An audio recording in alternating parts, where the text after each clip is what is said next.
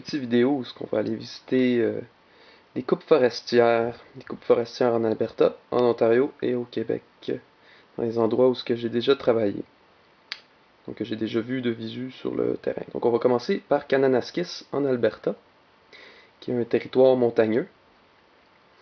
Et bon, donc on est atterri à Kananaskis, et voici les coupes. Donc on peut remarquer que les petits carrés plus pâles, ce sont les coupes forestières en question, et que le vert foncé alentour, eh bien, c'est la forêt. Donc on voit les coupes ici qui sont quand même assez dispersées. On a pris un petit morceau de forêt, on l'a arraché, et puis c'est ça.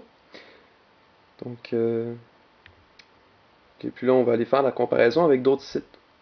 Donc, dans les Swan Hills, encore en Alberta, mais plus au nord. Donc, dans les Swan Hills, ce qui est particulier, c'est configuration en damier, comme ça. Hein. Donc, beaucoup plus de coupes, mais elles sont tous en damier, quand même intéressant. Donc, c'est une alternance entre coupe et pas coupe. Et puis, on peut remarquer aussi ces lignes.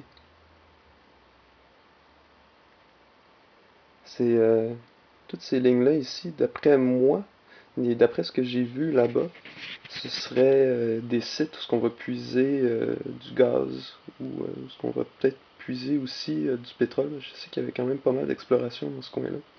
Il y a assez d'exploitation aussi. Donc voici pour les Swan Hills, coupe à blanc. Et puis ensuite on va se diriger en Ontario. On va aller à Dryden en Ontario. J'ai jamais planté à Dryden, mais j'ai supervisé une équipe là-bas. En fait, moi je plantais à Sioux Lookout un peu plus loin. Donc à Dryden en Ontario, quand même un style assez similaire qu'en Alberta. Des coupes, des morceaux et puis qui sont entourés de forêts.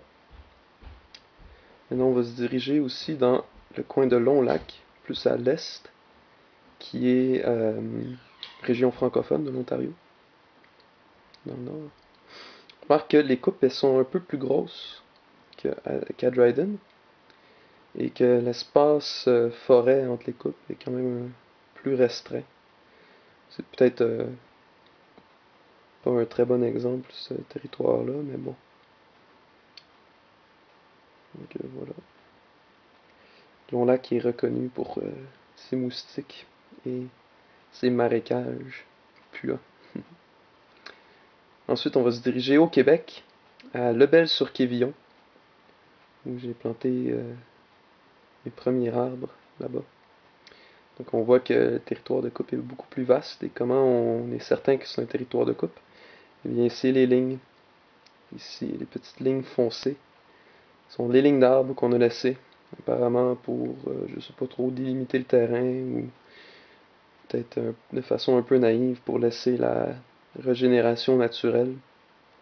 Donc on coupe beaucoup sur de vastes territoires et on s'approche dangereusement des lacs ici.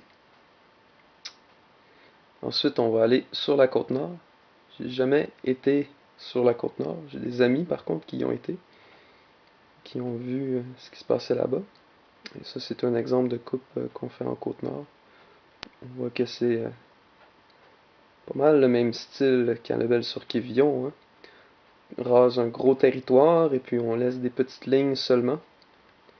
Et on s'approche de certains réservoirs d'eau.